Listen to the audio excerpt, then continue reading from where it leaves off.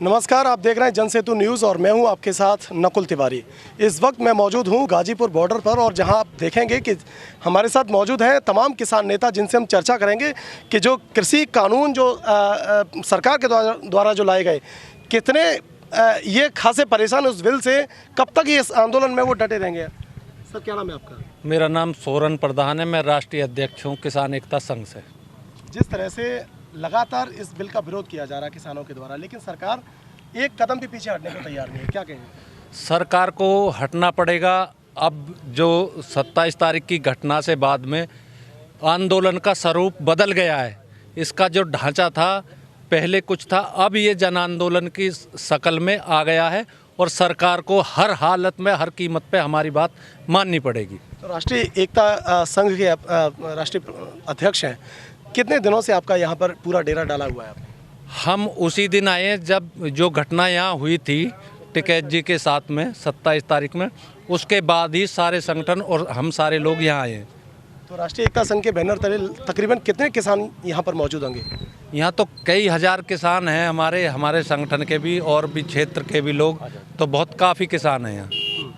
तो जैसे कि जिस तरह से सरकार ने 11 दौर की वार्ता हो चुकी है, लेकिन 11 दौर की वार्ता में भी लगातार फेल साबित हुई है, किसान इस पर मानने को राजी नहीं है। आपको लगता है कि किस तरीके से ये रास्ता निकल सकता है?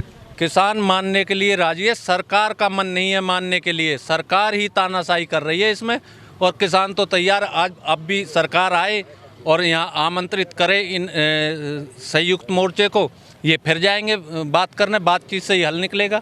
सरकार से क्या अपील है आपकी? अपील हमारी यही है कि अपना बिल वापस ले लो, इन्हें कानून वापस ले लो, और क्या है, हम भी घर चले जाएं, एमएसपी पे कानून बन जाए। जी, क्या नाम है सर आपका? मैं डॉक्टर रवि नागर, बरेली और मुरादाबाद मंडल का प्रभारी हूं किसान एकता संघ का। कितने दिनों से आप यहाँ पर डेरा डाले हुए हैं?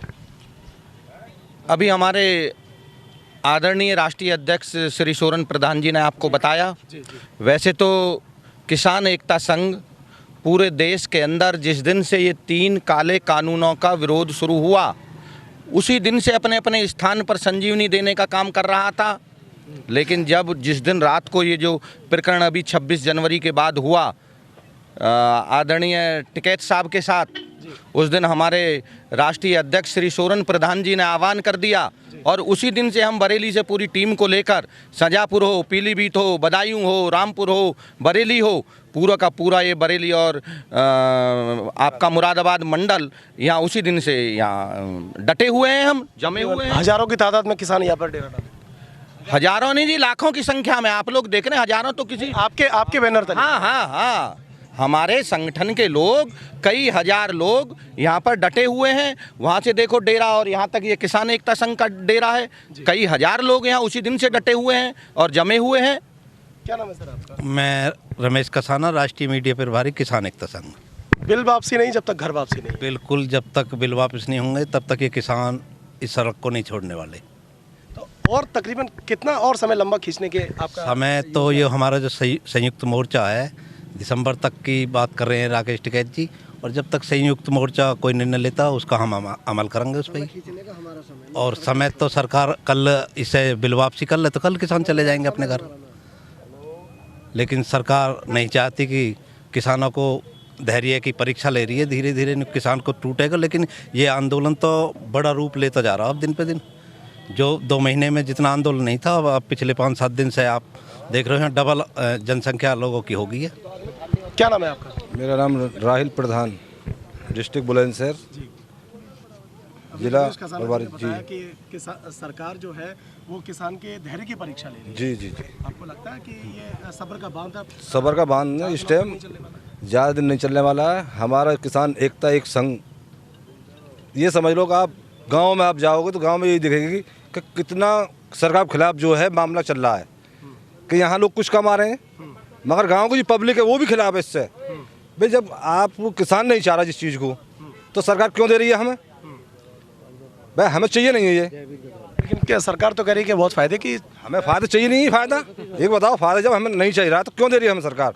एमएसपी कानून बनावे, हमारी कानून दायरे में लावे, तो उससे बेनिफिट मिलेगा हमें। सर क्या नाम है आपका? राजेश शर्मा, जनपद बरेली।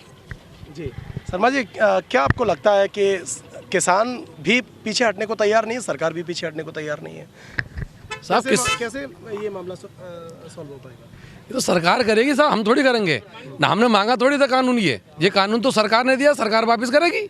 जो हमें चाहिए वो दे नहीं रहे हो, जो आप दे रहे हो वो हमें चाहिए नहीं, तो कैसे माने? ऐसे थोड़ी आप क्या चाहते हैं? हम ये चाहते हैं साहब, कानून जो है किसान के हित में आना चाहिए। एमएसपी से सस्ता नहीं बिकना चाहिए अनाज, सस्ता बिकता है। आप साहब धान देखिए, हमारे 1000 रुपये 800-1200 ऊपर बिका ही नहीं किसी किसान का, तो हम कैसे वापस कैसे ले लें? कानून ये, इस कानून से तो व्यापारी को फायदा होगा। आप भी जानते हो किसान थोड़ी भंडारण करता है, भंडारण तो किस व्यापारी करते हैं, तो इससे फायदा तो व्यापारी को होगा, किसानों को कहाँ से फायदा हो रहा है? सरकार कह रही है कि मंडी खत्म नहीं होंगी, तो आपको लगता है कि ये जो आप एक बात बताओ मुझे, जब कॉन्ट्रैक्ट फार्मिंग हो जाएगी तो एपीएमसी की मंडियां तो स्वतः ही खत्म हो जाएंगी। जो कॉन्ट्रैक्टर कॉन्ट्रैक्ट करेगा उसको फसल किसान देगा, जब किसान उसको फसल देगा तो एपीएमसी मंडी में कोई जाएगा ही नहीं। जब एपीएमसी की मंडियों में कोई पहुंचेगा नहीं तो वो स्वतः ही खत्म हो जाएंगी। जब कॉन्ट्रैक्टर को फसल दी जाएगी, एपीएमसी से कोई ताल्लुकात ही नहीं रहेगा, तो एपीएमसी की मंडियां तो स्वतः ही खत्म हो जाएंगी। लेकिन सरकार तो ये भी कह रही है ना कि इस कानून से ये किसानों को सबसे बड़ा फायदा ये है कि वो पूरे देश में कहीं भी अपनी फसल को ले जाकर बेच सकता है, तो क्या ये फायदे का अभी आपने देखा जब इन्होंने कानून, ये काले कानून लेकर के आया, आपने देखा होगा जब धान की फसल चल रही थी, हजारों ट्रैक्टर दिल्ली और हरियाणा की सीमा पर खड़े रहे, लेकिन हरियाणा सरकार ने मना कर दिया कि हम किसी का यहाँ पर धान तुलने नहीं देंगे। इसी तरीके से अगर हर प्रदेश सरकार की सोच हो जाए तो किसान कहाँ लेके जाएगा? किसान के पास संसाधन नहीं होते हैं। मैं पूछना चाहता हूँ सरकार से कि आपने आह्वान तो कर दिया कि कोई कहीं भी जाकर के बेच सकता है, लेकिन संसाधन भी तो होने चाहिए। यहाँ से इंग्लैंड बेचने थोड़ी जाएगा किसान। किसान को वहीं एपीएमसी की मंडियों को मजबूत किया जाता, किसानों को अच्छी सुविधाएं दी जाती, किसानों को उसके कानून बनाया जाता कि जो हमारा एमएसपी है उससे नीचे अगर कोई खरीद करता है तो उसके खिलाफ कानूनी कार्रवाई होनी चाहिए, उस पर मुकदमा लिखा जाना चाहिए और एमएसपी को गारंटेड किया जाना चाहिए था। ये नहीं करना था कि आपको 3 काले कानून। मैं पूछना चाहता हूं कि कोरोना काल में ऐसा क्या कारण हुआ कि आप लोगों ने जो खैरात बांटने का काम किया, अपने उद्योगपति मित्रों को लाभ पहुँचाने के लिए उन्होंने ये कानून बनाए हैं। आप देख लो कोरोना काल में किसानों ने हर गरीब को, हर राहगीर को भोजन खिलाने का काम इस देश के अन्नदाताओं ने किया है। इस देश की अर्थव्यवस्था को कोई मजबूत करने का काम करता है तो वो किसान करता है, उसी के साथ साथ उसका बेटा इस देश की सीमा को सुरक्षित करने का काम करता है। इस देश में किसान और जवान हैं, लेकिन आज उद्योगपतियों, पूंजीपतियों के बीच में सरकार अपने पूंजीपति मित्रों को जो लाभ पहुंचाने के लिए कानून बना रही है, हम उसका बिल्कुल घोर विरोध करते हैं। और जब तक सरकार अपने कदम को वापस नहीं लेती है, किसान एकता संघ का एक कार्यकर्ता यहीं डटा रहेगा और ये सरकार के हाथ में है। सरकार वार्ता के लिए बुलाए, किसान तैयार है वार्ता करने के लिए, लेकिन जिस तरीके से षड्यंत्र और पर्यंत्र रच करके सरकार कीले लगा करके रोडों पे, सड़कों पर बैरिकेटिंग लगा करके, जो एक सीमा पे सुरक्षा के लिए लगाए जाते हैं, जो विदेशी आक्रमणी, जो विदेश के आतंकी है वो देश में ना घुस सके, लेकिन ये तो देश का अन्नदाता है, देश के 130 करोड़ लोगों का पेट भरने का काम करता है। मैं मोदी जी को बता देना चाहता हूँ, मोदी जी की जो मंशा है कि हम ही को कत्ल करते हैं, कि हम ही को कत्ल करते हैं, हम ही से पूछते हैं वो शहीदे नाज बतलाओ मेरी तलवार कैसी है। इस दोहरी मानसिकता जब तक ख़त्म नहीं होगी, जब तक इस देश को खुशहाल आप चाहते हैं, तो आपको किसान और नौजवान के हक की लड़ाई लड़नी पड़ेगी। उनके हक में आपको कानून बनाने पड़ेंगे, क्योंकि ये अर्थव्यवस्था को मजबूत करने का काम इस देश का किसान करता है। सरकार कहती है सबका साथ सबका विकास और सबका विश्वास। ये 2014 में कहा था सबका साथ और सबका विकास। 2019 के लोकसभा चुनाव में सरकार ने कहा सबका साथ सबका विकास और सबका विश्वास। तो किसानों से विश्वास जो जीता, क्या वो लगता है आपने तोड़ दिया सरकार ने? किसानों का विश्वास जीतना नहीं, इसे हम ये कहते हैं ऐसी कौन सी इमरजेंसी थी, ऐसी कौन सी आपातकाल स्थिति थी जिसके अंदर ये कानून लाया गया। ये तो जब लाया जाता है जब कभी कोई ऐसी इमरजेंसी होती है, जैसे इंदिरा जी के ज़माने में कोई एक इमरजेंसी लगी थी, उन्होंने नसबंदी का आदेश करा था, ऐसे ही इन्होंने इस तरह के आदेश लाके और ऐसा किसानों को बर्बाद कर दिया, जवानों को बर्बाद कर दिया। कोई नौकरी नहीं, किसी प्रकार से कोई संशोधन नौकरी में प्राइवेट तौर पे जो लाए वो भी नहीं हुआ। इसलिए इन्होंने किसान का, आपने जो कहा कि जवान और किसान, इनके आधार पे उन्होंने दोनों को बर्बाद कर दिया। ना ही किसानों को रोजगार मिला और ना ही कोई विकास और ना ही एक ऐसा उन्होंने नया कोई प्रारूप तैयार किया।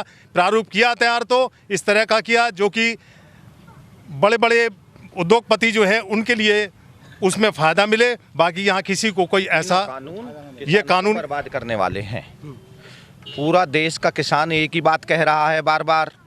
और रही बात जहाँ तक आपने सवाल किया विश्वास का, तो विश्वास तो हमने मोदी जी पर किया, किसानों ने मोदी जी पर विश्वास किया, लेकिन मोदी जी ने किसानों के साथ क्या किया पूरा देश देख रहा है। जब 26 जनवरी को ये देश का किसान बड़ी शांति से और बड़े आराम से अपने आंदोलन को गति दे रहा था, तो भी हमारे साथ विश्वासघात किया मोदी जी ने। तो भी मोदी जी ने देश के किसान के आंदोलन को तोड़ने का काम किया। मैं मोदी जी से जानना चाहता हूं, वो दीप सिद्धू नाम का व्यक्ति, वो लोग जो लोग वहां लाल किले पर जाने का जिन्होंने काम किया, वो लोग कौन थे? पूरा देश पूछता है, आज भारत पूछता है मोदी जी से, मोदी जी वो बात बताइए कि वो किसकी साजिश थी, वो लोग कौन थे, और दीप सिद्धू आज इस देश के अंदर किस कोने में छुपा रखा है, आपने कहां बैठाया हुआ है? देश का किसान सबसे पहले ये मांग करता है कि देश के तिरंगे में, जिसमें किसान का बेटा, किसान का लाल उस तिरंगे के अंदर लिपट कर घर आता है, तो किसान के आंसू, उसकी माँ के आंसू छुप जाते हैं सिर्फ तिरंगे को देखकर। उसका अपमान कराने का काम किया आपने। आपको ये देश कभी माफ़ नहीं करेगा मोदी जी। आपने हर समय हर टाइम पर आपने देश को छलने का काम किया है, किसान को छलने का काम किया है। हम मांग करते हैं तीनों काले कानून इन्हें तत्काल वापस लीजिए। और अगर अभी भी आपकी समझ में नहीं आ रहा है मोदी जी, तो ये आंदोलन किसानों का आंदोलन नहीं है, ये आंदोलन जन आंदोलन बन चुका है। देश के एक एक जनता के दिल के अंदर ये आग पनप रही है, ज्वाला भड़क रही है कि किसानों के साथ ईमानदारी से उनका हक उन्हें मिलना चाहिए और तीनों कानून वापस होने चाहिए। जय जवान जय किसान। तीनों कानून वापस होने चाहिए। जब तक बिल वापसी नहीं होगी तब तक किसानों की घर वापसी नहीं होगी। यहाँ जिस तरह से किसानों का जो कहना है लगातार वो यही है कि या तो सरकार के द्वारा बिल वापसी होगी, अन्यथा हम यहीं पर लगातार डटे रहेंगे और किसानों का संघर्ष जारी रहेगा।